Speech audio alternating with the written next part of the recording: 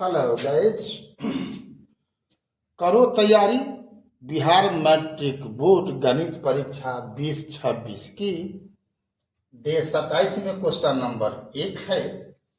के किस मान के लिए रेखीय समीकरण युग्म 2x माइनस वाई माइनस 3 बराबर 0 और 2kx प्लस 7y माइनस 5 बराबर 0 का एकमात्र हल x बराबर 1 और y बराबर -1 होगा। तो इसके लिए अब हमको x और y का मान दे देना है। किसमें देना है? तो जहां पर k है, k का मान निकालना है। तो समीकरण अगर 2 मान लें तो पहला का में तो k है नहीं, तो दूसरा का में है, तो हम इसी में हम x और y का मान भर करके k का मान निकाल लेंगे। जैसे यहाँ पर देख रहे हो, मान भर दिए हैं और k का मान कितना आ गया है? 6 आ गया है। तो k का मान 6, k का मान ही ना पूछ रहा है, k के किस मान के लिए, तो कितना 6 ऐसा कौन हो गया? c होगा। अगला सवाल देखते हैं।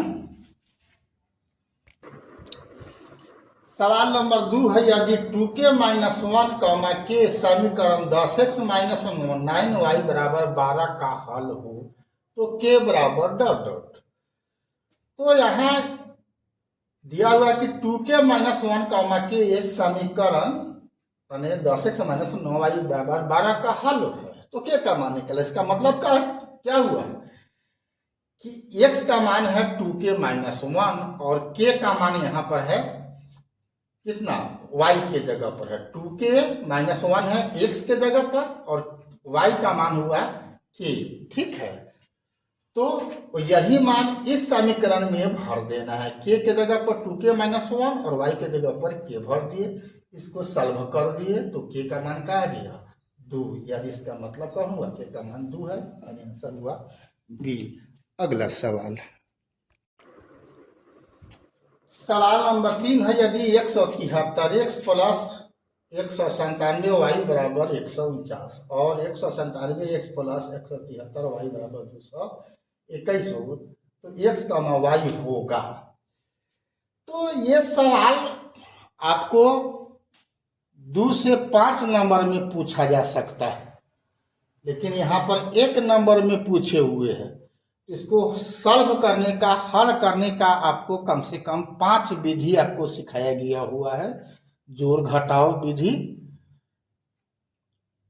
प्रतिस्थापन विधि, अनुपातिक विधि, ब्रज गुणन विधि वगैरह वगैरह।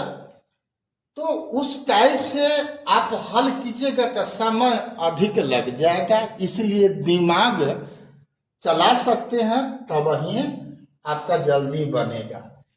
यहाँ पर 173 बड़ा अंक है, तो इसका अंतिम अंक ले लो 3 और इसमें क्या है? अंतिम अंक 7 है। दूसरा में यहाँ पर 7 है, यहाँ पर 3 है।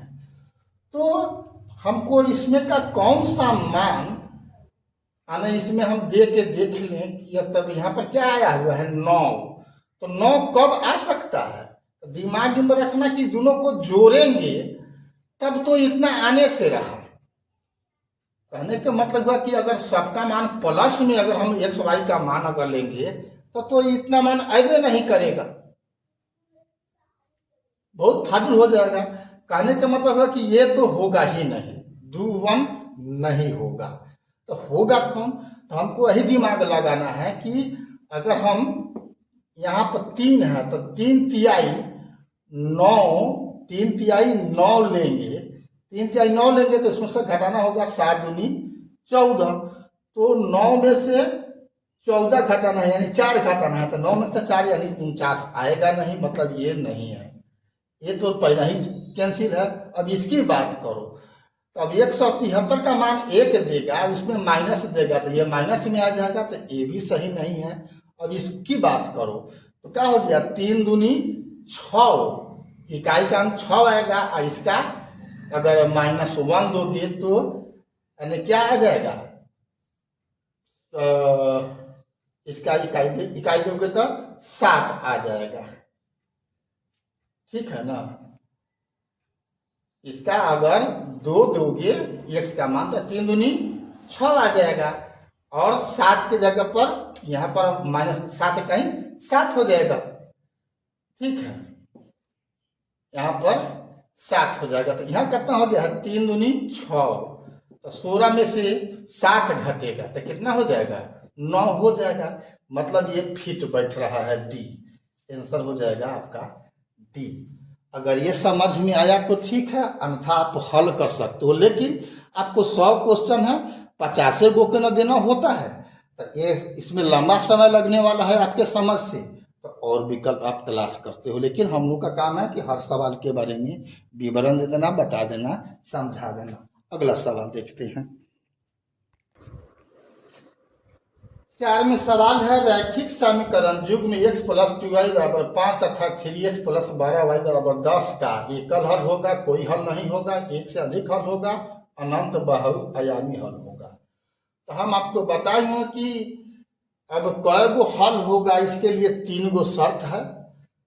क्या है, तो ये पहले a1 बटा में a2 निकालो और b1 बटा में b2 निकालो। मतलब x नियामकों का अनुपात निकालो और y नियामकों का अनुपात निकालो। तो x नियामक का नियामक का अनुपात देख लो, a1 बटा में 2 बराबर क्या है, 1 बटा में 3, इसमें कोई गुना का नहीं है 1, और यहाँ पर 3 है तो 1 बटा में 3, और b1 बटा में b2 मतलब y नियामकों का अनुपात है, तो यहाँ पर कितना है 2, और यहाँ पर y के साथ है, यहाँ पर क्या है 12 है, तो 2 बटा में 12 यानी 1 बटा में 6। तो 1 बटा में 3 और 1 बटा में 6 आपस में बराबर नहीं है, इसलिए एक हल प्राप्त होगा।